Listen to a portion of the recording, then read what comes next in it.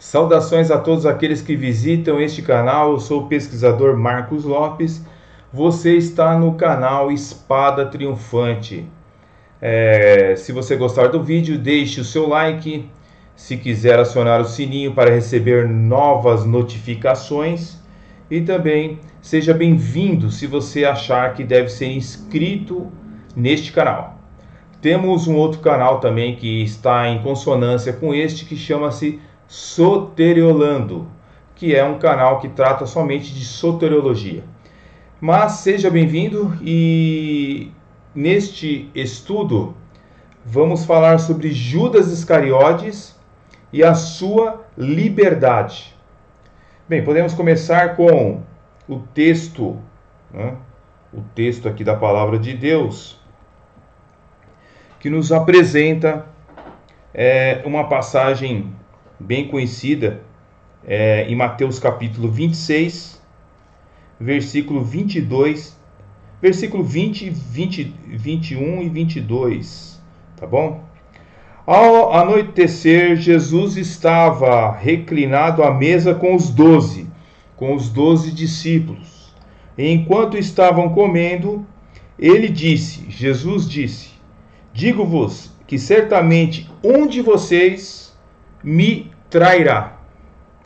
Eles ficaram muito tristes e começaram a dizer-lhe, um após o outro: com certeza não sou eu, Senhor.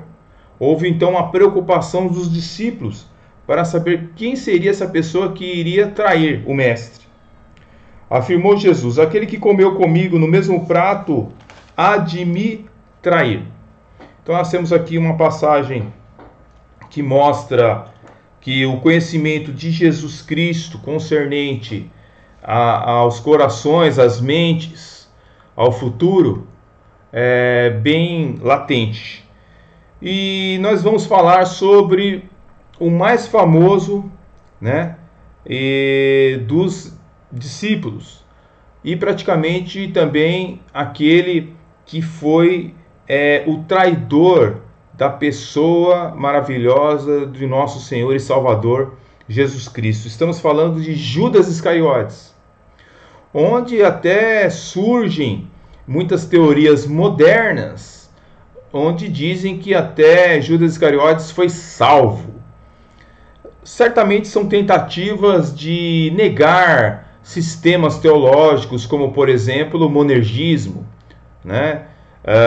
Até o próprio arminianismo clássico, ele diz que Judas Iscariotes se perdeu a sua salvação.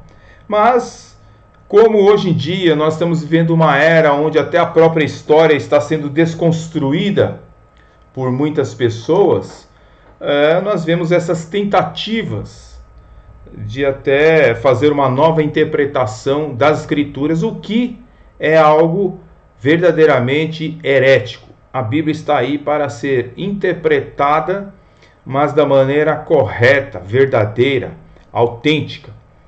E, bem, poderíamos começar esclarecendo os senhores o que significa o nome Judas. Ou seja, o nome Judas é uma outra forma do nome Judá, que significa Jeová conduz. Então, isso indica que quando ele nasceu, seus pais provavelmente foram que deram esse nome a ele para honrar o próprio Javé, o Deus de Israel, né? A ironia deste nome é que nenhum indivíduo foi mais conduzido por Satanás do que Judas. Ou seja, o nome dele, Jeová conduz, cai em contradição com a sua vida, que foi conduzida, infelizmente, por Satanás, né? Isso é uma grande ironia, né? Meu sobrenome Iscariotes significa da região de onde ele veio. Deriva do termo isque, né? Ou seja, homem, e o nome da cidade seria Queriote. Então, homem de Queriote, mais ou menos seria isso.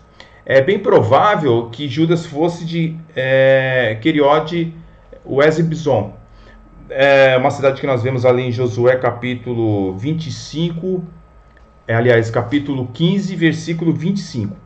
Bem, era uma cidade humilde do sul da Judéia, e ao que parece ele é o único dos discípulos que não era da Galileia. Bem, como sabemos, vários outros eram irmãos, amigos e colegas de trabalho antes de conhecerem a Cristo. Judas era uma figura solitária, vinda de longe, que passou a fazer parte do círculo dos apóstolos, apesar de não haver evidência de que ele tenha sido em algum momento excluído ou até mesmo desprezado pelo grupo. Não há evidências que isso tenha acontecido com Judas Iscariotes para fomentar a situação que ele passou. Bem, a pouca familiaridade dos discípulos galileus com Judas pode ser favorecido a deslealdade dele, né? A gente não vê muito assim entrosamento de Judas com os outros discípulos. Os outros conheciam pouca coisa da sua família, suas origens, sua vida e como ele se tornou discípulo. Então assim era fácil agir como, por exemplo, um hipócrita, né? Como sabemos, Judas conseguiu chegar até a sua posição de confiança, uma vez que acabou tornando-se o tesoureiro do grupo de Jesus e usou esse cargo de tesoureiro para usufruir, né, desse cargo. Nós vemos aqui, eu estou usando a Bíblia, a tradução NVI, que você pode acompanhar os versículos. João, capítulo 12, versículo 6, diz assim: ele não passou isso, olha só o verso 5, por este perfume não foi vendido e o dinheiro não foi dado aos pobres. Certamente Judas é uma passagem onde Judas se preocupa quando foi ungido, né? E ele seria, olha, não era melhor dar esse perfume e dar o dinheiro aos pobres? Seriam 300 denários. Ele não falou isso por se interessar pelos pobres, mas porque era ladrão. A Bíblia diz claramente que ele era ladrão e responsável pela bolsa do dinheiro e costumava tirar o que nela era colocado. Então está aqui, né, uma demonstração do coração de Judas Iscariotes. Judas, ele tinha essa personalidade terrível, né, essa ganância, esse amor ao dinheiro, e inclusive no final da sua vida foi por essas 30 moedas, né, que ele acabou vendendo Jesus Cristo. O pai de Judas, ele chamava-se Simão. Isso encontra-se em João 6, versículo 71. Bem, além do parentesco, não sabemos nada sobre esse Simão. Obviamente era um nome comum, tendo em vista que dois dos seus discípulos também chamavam-se Simão. Fora isso, não temos nenhuma outra informação sobre a família ou sobre as origens sociais de Judas Iscariotes. Bem, assim como os outros discípulos, Judas era comum em todos os seus sentidos. É importante observar que quando Jesus predisse que um deles o trairia, ninguém voltou suas suspeitas contra Judas, né? É assim que acontece em muitas igrejas, né? Você pensa que aquela pessoa é de Deus mesmo, só que na verdade ele pode ser um Judas Iscariotes, né?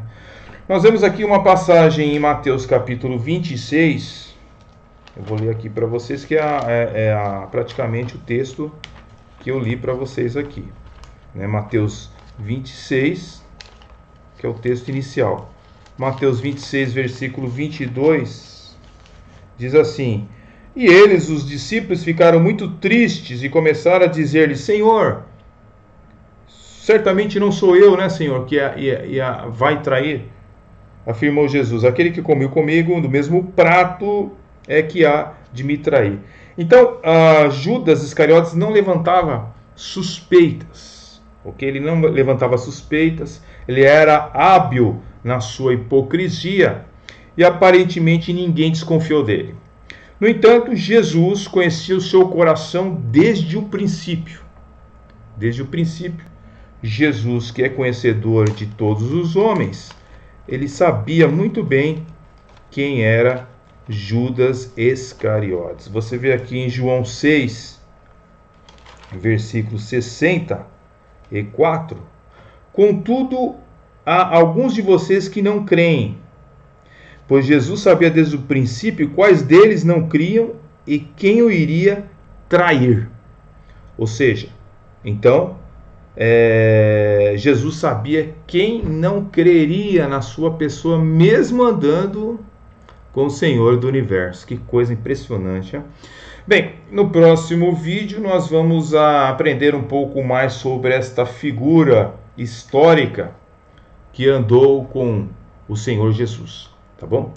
Então, até o próximo vídeo e vamos prosseguir. Deus abençoe.